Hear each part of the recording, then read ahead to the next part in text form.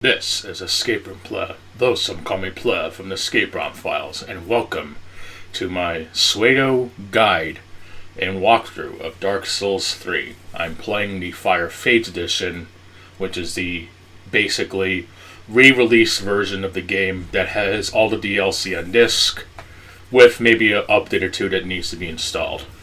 But I'm sure it's more than playable than the other versions of the game.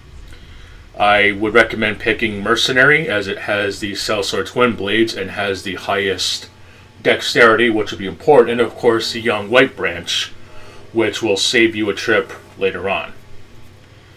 So, I actually did want to make this into a full-fledged guide and walkthrough, but because of a video recording fuck-up that happens a little later on, this is going to be presented in a commentated, pre-recorded style.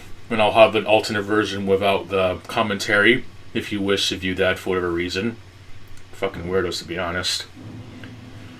So, since we'll be taking on Iudex very soon, and I'll have two different versions of that fight, since one we can get some cheap and easy hits in, the other not so much.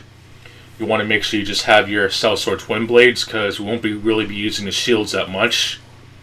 Blocking is only maybe useful sometimes, and as you can see, this game's speed is essentially more or less in the same level as Bloodborne. It's a very controversial change, as this is where the downfall of Dark Souls really started, cranking up the gameplay as if it's super turbo, except Dark Souls still wants to try and be honest about its encounters, yet a lot of them are just not very so. And you're probably wondering why I'm running past these enemies. It's because I'm going to jump, grab the Titanite Shard. And you also want to make sure you land on the enemy and not just on the floor, because otherwise you'll take fall damage. For some reason, landing on an enemy, will negate the potential fall damage. I don't even get it.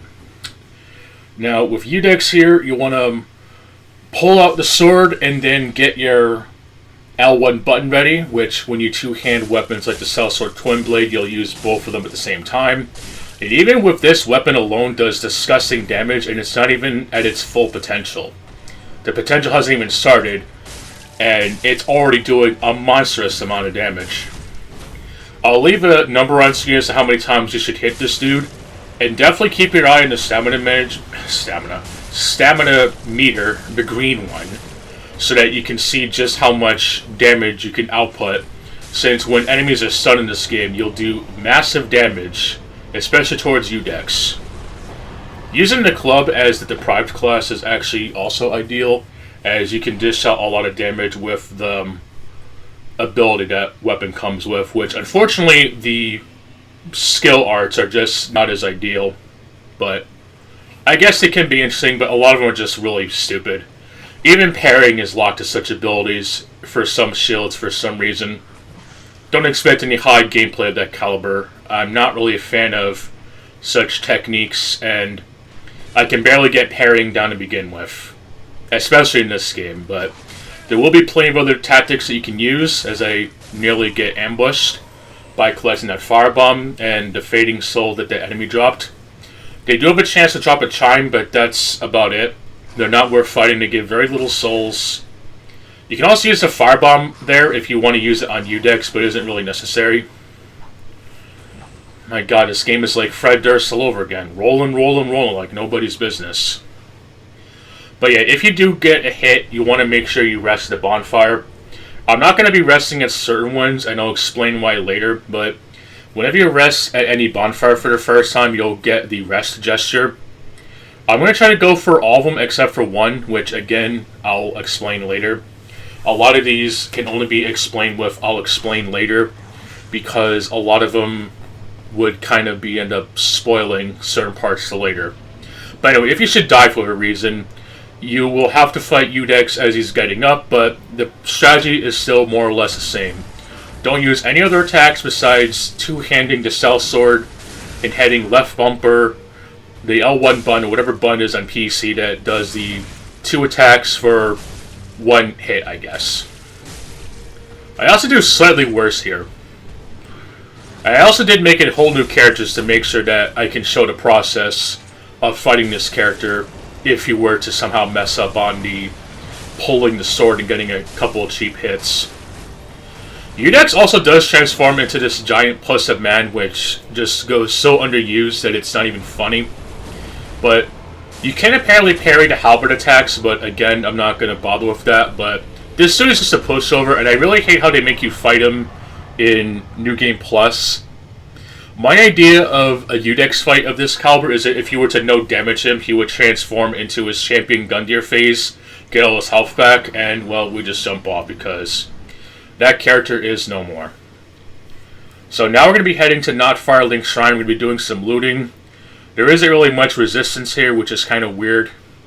There is one particular enemy that we're going to be fighting, quote-unquote. But first, everybody get up from their chairs and wave to not Firelink Shrine. Yeah, this area is not Firelink Shrine. I'm sorry. It's literally not. But you'll want to make use of the famous tree jump that you can find here. Of course, after looting that soul, which I'm pretty sure is a soul, and I horrendously fuck up on the jump. To those wondering, if you do play this on the PS5, the load times are actually a lot more decent, and the game does have that 60 frames per second boost that makes this playing on base PS4 not worth it. It might be a little better if you're playing on PS4, but PS4 Pro, excuse me. But if you're playing this on the PS5, despite the narcolepsy, insomnia, confliction in this game, you will get decent frame rates and very good load times. Just spend $500 MSRP first. Anyway, this is Pickle and P. This is the game's signature trading event. Drop a homeward bone so you can get another gesture. I think you have to drop the homeward bone specifically. And you also get an iron bracelet, which is part of... what the hell is his name? The Praise the Sun Man from Dark Souls 1, because of course there's a lot of callbacks to Dark Souls 1 and even some with Dark Souls 2, which is fine, except it just feels like really shitty fan service like Fire Force. Anyway, go ahead and kill this dude because you'll want to get his ring, the skull ring.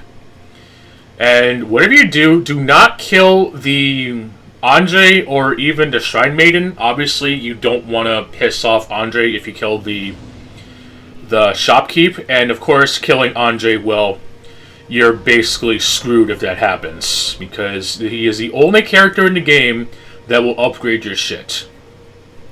Go ahead and talk to Hawkwood, he'll give you an item.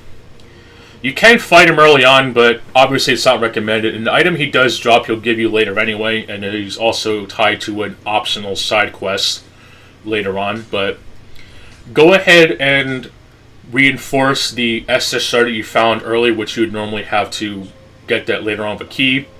Talking to Andre twice, you'll get the Hurrah gesture, which is always nice. Talk to the Shrine Maiden the first time so you can bypass her initial dialogue. Same thing with the Firekeeper. You can kill her infinitely amount of times, and I don't think anyone gets pissed off, which is pretty funny, probably because she comes back anyway, so I guess Andre doesn't care, but let's talk some strategy. This is the Swordmaster, and this dude is a bitch to fight normally. So we're going to be using a strategy we're going to be using on a couple of NPCs throughout the game. You just simply want to block, and then push the shield so that you push the fucker off the edge. Now the reason we waited is because in that chest we acquired not too long ago, you will want to keep that ring on, the covetous Silver Serpent Ring.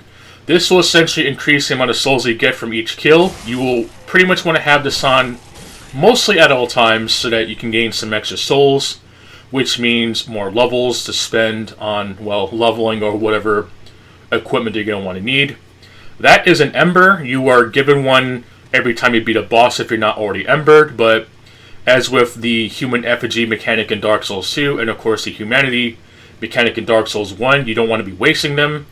They're not finite per se, but early on they can be kind of restrictive, so don't be one of those assholes and waste them every time you die. They do have some strategic use, but only if you're playing offline. But go ahead and upgrade your strength so that you can wield a certain shield, and of course pump everything into dexterity for now. You can anyway. So this is going to be the start of what everyone hates Dark Souls 2 with, because now we can warp to High Wall of Lothric. The real Dark Souls 3 begins now.